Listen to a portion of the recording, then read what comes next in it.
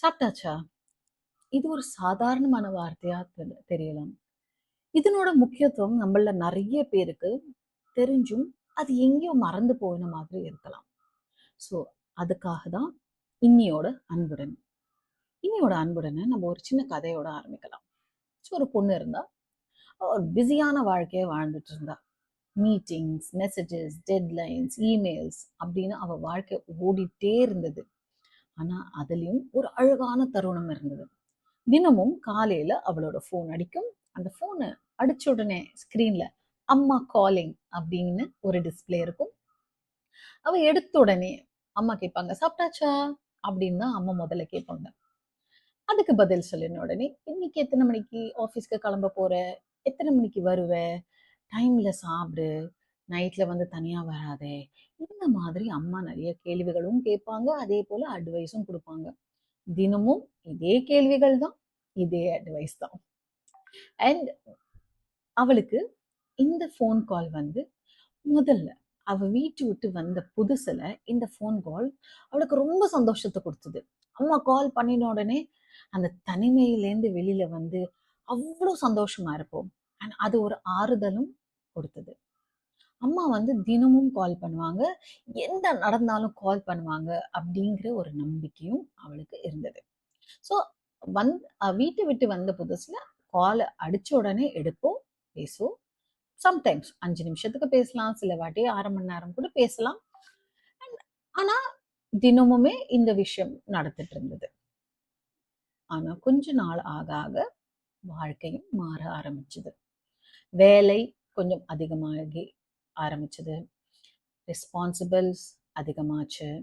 And அந்த calls அவளுக்கு கொஞ்சம் கொஞ்சமா ஒரு இன்டரப்ஷன் மாதிரி தெரிய ஆரம்பிச்சிடுது. ஒரு நாள் ஏதோ ஒரு முக்கியமான மீட்டிங்ல இருக்கிறச்சு, ஃபோன் வைப்ரேட் ஆச்சு. ஸ்க்ரீன்ல அம்மா காலிங் அப்படின்னு பார்த்தா, உடனே அதை டிக்ளைன் பண்ணிட்டு ஃபோனு கீழே வச்சுட்டா. லேட்டர் கால் பண்ணிக்கலாம் அப்படின்னு நினைச்சா. மீட்டிங்கும் முடிஞ்சது. மீட்டிங்க்கு அப்புறம் மெசேஜஸ், இமெயில்ஸ், வேற ஒரு கால், வேற ஒரு டெட்லைன், அப்படியே ஓடி போயிடுத்து அந்த நாள். ஸோ லேட்டராகவே போயிடுச்சு. கால் பண்ணல. அடுத்த நாள் எப்பவும் போல கால் அடிச்சது. எடுத்த உடனே அம்மா கேட்டாங்க, சாப்பிட்டாச்சா?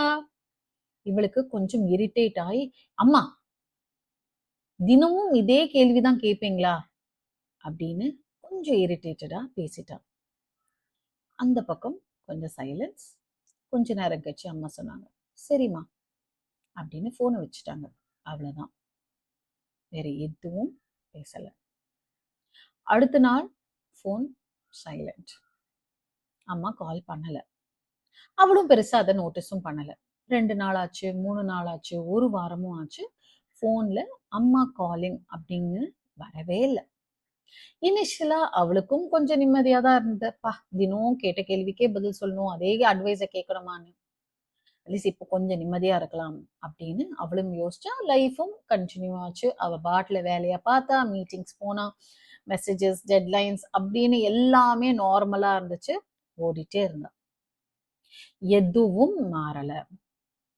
கொஞ்ச நாள் கழிச்சு ஒரு ஈவினிங் அவ வந்து டின்னர் ப்ரிப்பேர் பண்ணலாம்னு கிச்சன்ல நின்றுட்டு இருக்கச்சு, ஃபோன் பக்கத்துலயே இருந்துச்சு.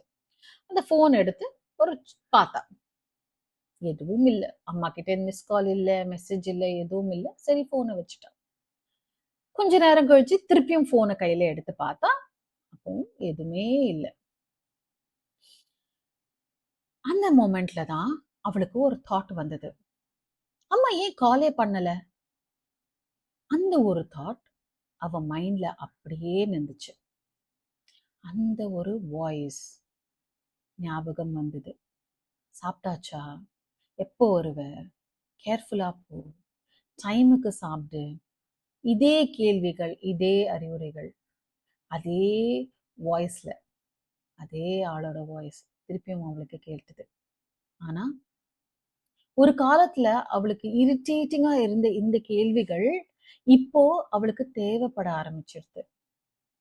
அவ போன் எடுத்தா, அம்மாக்கு கால் பண்ணினா. உடனே ஹலோமா அப்படின்னு அம்மாவோட வாய்ஸ் அவளுக்கு கேட்டுச்சு. அவளுக்கு என்ன சொல்றதுன்னே தெரியல. கொஞ்ச நேரம் சைலன்ஸ். அதுக்கப்புறம் சொன்னா, அம்மா. உடனே அம்மா சொன்னாங்க, என்னம்மா அப்படின்னு கேட்டாங்க. அவ சிரிச்சுட்டு சொன்னா, "ஒண்ணும் இல்லம்மா. சும்மா தான் கால் பண்ணேன்" அப்படின்னா. அம்மாவும் சிரிச்சுட்டே கேட்டாங்க, "சாப்பிட்டாச்சா?" அப்படின்னு. ஸோ அவளுக்கு கண்ல தண்ணியே வந்துருச்சு. ஏன்னா, அந்த ஒரு கேள்வி சடனா ரொம்ப ப்ரெஷியஸா போயிடுச்சு. ஏன்னா ரொம்ப நாளா கிடைக்காம இருந்ததுல்ல. இப்போ அவளுக்கு அது ரொம்ப முக்கியமா மாறி போயிடுச்சு. அதே மாதிரி தான் நம்ம லைஃப்ல கூட சில விஷயங்கள் இப்படிதான் நார்மலா மாறி போயிடுது. முதல்ல வாவ் அப்படின்னு இருந்த விஷயம் கொஞ்ச நாளாக நார்மல் மாறிடுது.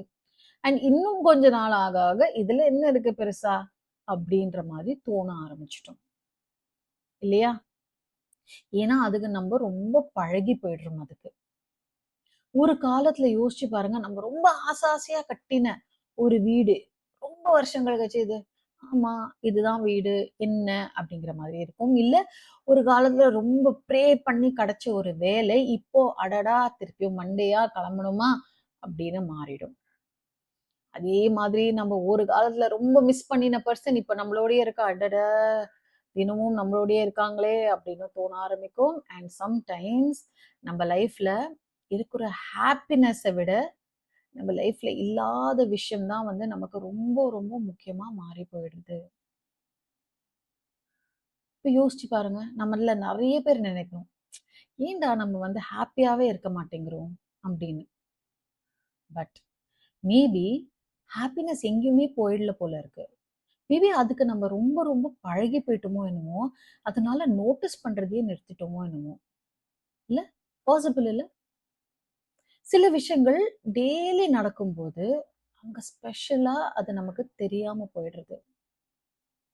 அம்மாவோட டெய்லி காலா இருக்கலாம், இல்ல நம்ம பார்ட்னர் நம்மளை பார்த்து சாப்பிட்டாச்சான்னு கேட்கறதோ, இல்ல நம்ம குழந்தை வந்து நம்ம பக்கத்துல உட்காருறதோ, அது தினமும் நடக்கிறச்சே அது ரொம்ப சாதாரண விஷயமா நமக்கு தோண ஆரம்பிச்சிடுறது. அதுல ஒரு மேஜிக் இல்லாத போல நமக்கு தோன்றது. எல்லாமே நார்மல் அப்படின்னு தான் நமக்கு தோன்றது. ஆனா பிலீவ் மீ, நம்ம வாழ்க்கையில நிறைய நார்மலான விஷயங்கள் இருந்ததுன்னா நம்ம எவ்வளோ லக்கி தெரியுமா? எவ்வளோ விஷயங்களுக்கு நம்ம பழகி போயிருக்கோம். யோசிச்சு பாருங்க. நமக்காக எத்தனை பேர் இருக்காங்க. யோசிச்சு பாருங்க. ஆனா அதெல்லாம் நார்மல் ஆனதுனால அது வொர்த்லெஸ் கிடையாதுங்க.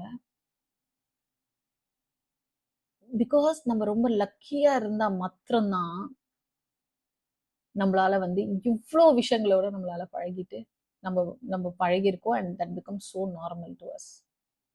ஸோ இன்னைக்கு நீங்க புதுசா ஏதாவது தேடணும்னு தேடாதீங்க. கொஞ்சம் இருக்கிறத திரும்பி பார்க்கலாம். ஓகே, நம்ம எல்லாரும் சேர்ந்து அதை பண்ணலாம்.